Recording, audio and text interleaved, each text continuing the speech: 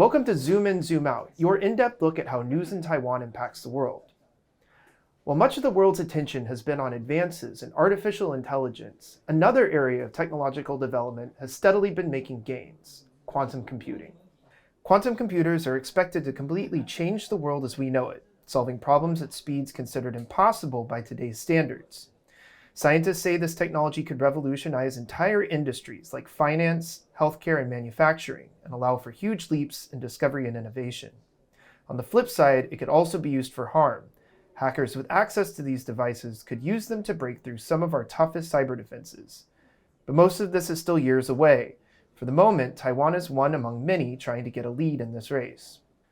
To learn more about quantum, we're joined by the chief cryptographer at a quantum tech startup, Chen-Mou. Chen-Mou and his company BTQ specialize in protecting digital data from the threat of a quantum attack, also known as Postquantum Cryptography. Chen-Mou, welcome to the show. Thank you. Thank you for having me here. Let's zoom in. So what is quantum computing, and how could it change our technological landscape? That's a good question. So today's computer, we kind of stay at a more macroscopic level. So we don't use this quantum physics to perform the computation. Rather, we kind of use the information encoded in today's electronic circuits, and then we compute using this digitized information, so to speak. But if we go down to a more microscopic level, we can actually use quantum effects to carry out the computation. That's a lot harder to do in terms of technology. We need more advanced technology. But again, we get there is enormous. So I would like to talk about Taiwan's advantage in this area. And we know that Taiwan is, a technologically advanced island. Its industries produce a lot of the chips and electronics that people around the world use today. So where is Taiwan, in comparison to the rest of the world in this area? Yes, so we Taiwanese, indeed, we are one of the most advanced islands. We're one of the most advanced countries when it comes to semiconductor industry. We're very good at designing these tiny devices and as well as manufacturing them. So when it comes to quantum computer, of course, there's a theory, there's a physics behind it. But at the end of the day, we still need to implement all these devices, all these quantum computers. And semiconductor technologies provide a viable path leading to an efficient implementation. And that's one of the aspects that Taiwan has a unique strength in today's quantum race. Also, Taiwan, we have a very large talent pool. We value solid engineering and scientific research, and that leads to a culture where we value STEM a lot. So most of our best students, they study STEM. They study electrical engineering, they study physics, they study all these science and technology. So I think that gives Taiwan another strength when it comes to talents, and that's always important in any technological innovation. Such as quantum technology. So now that we know about Taiwan's strengths in this area, how do you think that Taiwan would benefit from the development of this technology? It's certainly plausible that eventually we fail to build a true quantum computer that's useful for any real-world application. But that's fine. It's like a moon landing, right? Any such big, large-scale technological development campaign will produce inevitably a lot of byproducts, a lot of technologies, a lot of innovations we created when we try to achieve the ultimate goal of creating a quantum computer may find application in other areas, may find in some cases greater applications in other areas, and then thus improve other aspects of our life. But just how does quantum computing work? To lay it out for our viewers, quantum computing does away with the ones and zeros that power virtually all the electronic devices we use today. These binary digits, or bits, are produced by electric switches, which number in the billions on most semiconductors. However, quantum uses special hardware to produce something else, quantum bits, or qubits. These are tiny, sometimes smaller than an atom, and can represent both 1 and 0 at the same time. This is what allows them to produce a massive amount of information, outperforming even our most powerful supercomputer today. This quantum advantage could solve problems that no existing computers can. But unfortunately for us, that includes the security measures that protect our data and privacy.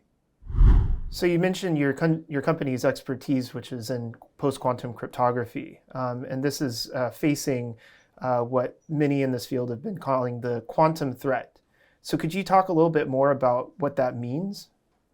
Yes, absolutely. So quantum computing, as we have discussed, is a new computing paradigm.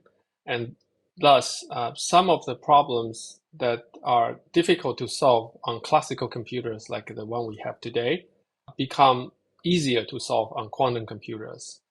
And I guess the most famous and perhaps the most mentioned example is some problem in number theory.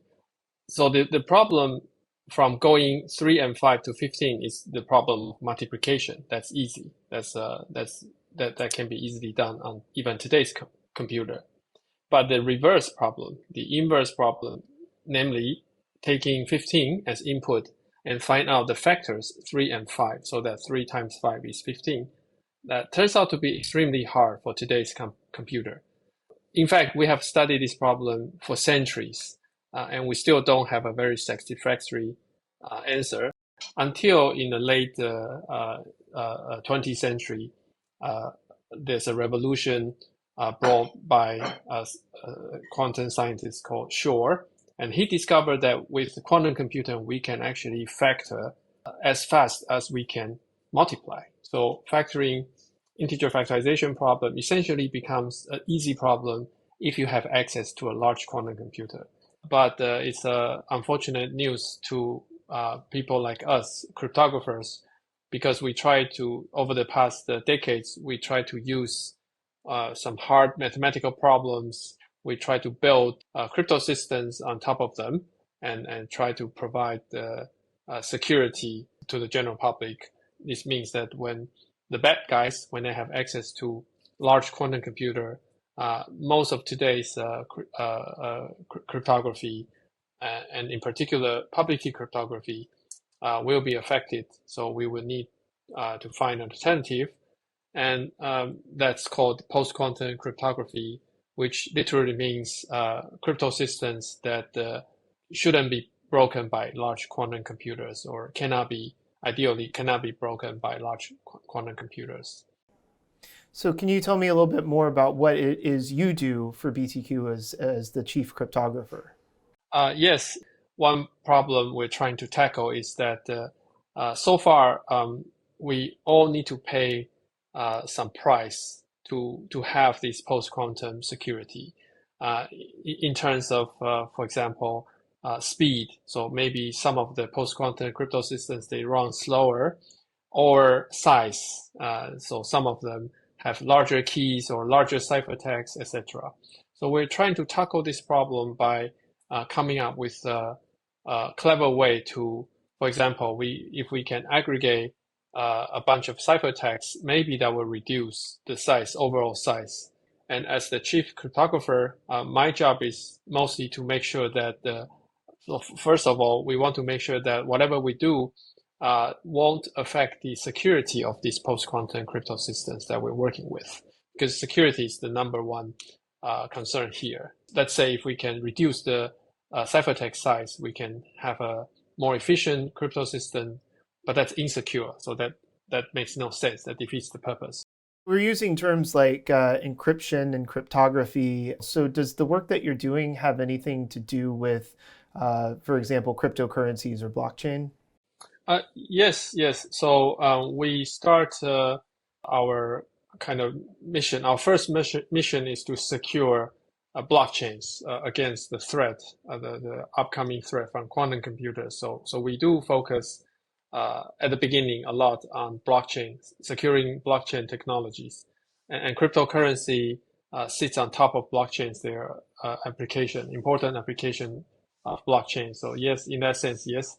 But nowadays we're expanding beyond blockchains because this is really infrastructure like of the entire cyberspace, if you will.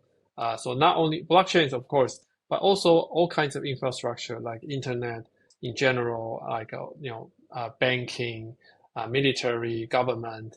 There's all kinds of infrastructure we need to secure. So nowadays we expand even outside of the scope of blockchain and cryptocurrency. And I understand that BTQ it's a global company, but a lot of the work that you do is based in Taiwan and the Asia Pacific region. Can you talk about some of the collaborations that your company's done in Taiwan and the broader Asia Pacific region? Sure. Yes, as you pointed out, we're a global company. Our headquarters is in Canada. We're a Canadian entity. But a lot of people, especially research and development, is based in Asia and in particular Taiwan. And I think that's a major reason is that we have, as a small island, but we have a very large talent pool when it comes to post-quantum crypto. And especially we have close collaboration with neighboring countries like Japan, like Korea. And we kind of try to build research hub, so to speak, in this part of Asia by leveraging the talents here nearby. And hopefully we can work then expand the collaboration to larger part of the world to include Europe and North America, where our home is actually.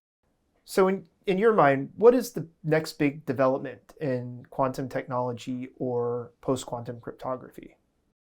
That's a good question. So I think when it comes to quantum tech, again, I think now there are several approaches of implementing large quantum computers. There are pros and cons. I'm not an expert in that area, but I think that's important because now we kind of understand in theoretically, what quantum computers can offer, but it remains to be seen, how we can actually approach, how we can actually implement a large quantum computer to reap these benefits.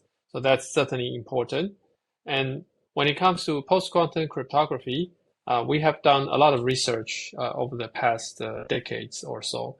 And now it's a time to standardize these algorithms, some of the algorithms, the best algorithms we have discovered, we have studied in the past decades or so, so that the world can get better prepared, migrating to a world in which quantum computers can no longer threaten cybersecurity. Let's put it this way. So we can still enjoy cybersecurity or this protection we enjoy today, even when maybe some adversaries, some bad guys have access to a large quantum computer, because they will never tell you, right? They will just use the access to do whatever evil they want to do. I think that's important. Chen-Mou, that was a really great introduction to this very complex, but obviously, very important topic. I really want to thank you again for coming on the show today. Sure, the pleasure is all mine. Thank you very much for having me. This has been Zoom In, Zoom Out. For more stories from TaiwanPlus, follow us on social media. Thanks for watching, and we'll see you next time.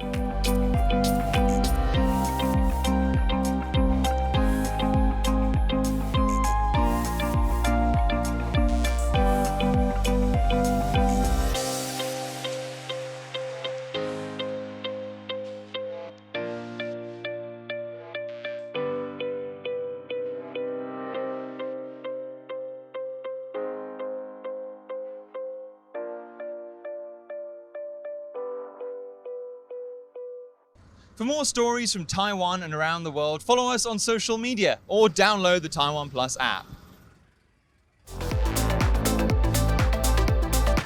In the face of adversity, the power of truth. A roadmap for a just and open world, charted by the freest country in Asia. For TaiwanPlus. TaiwanPlus News, a voice of freedom in Asia.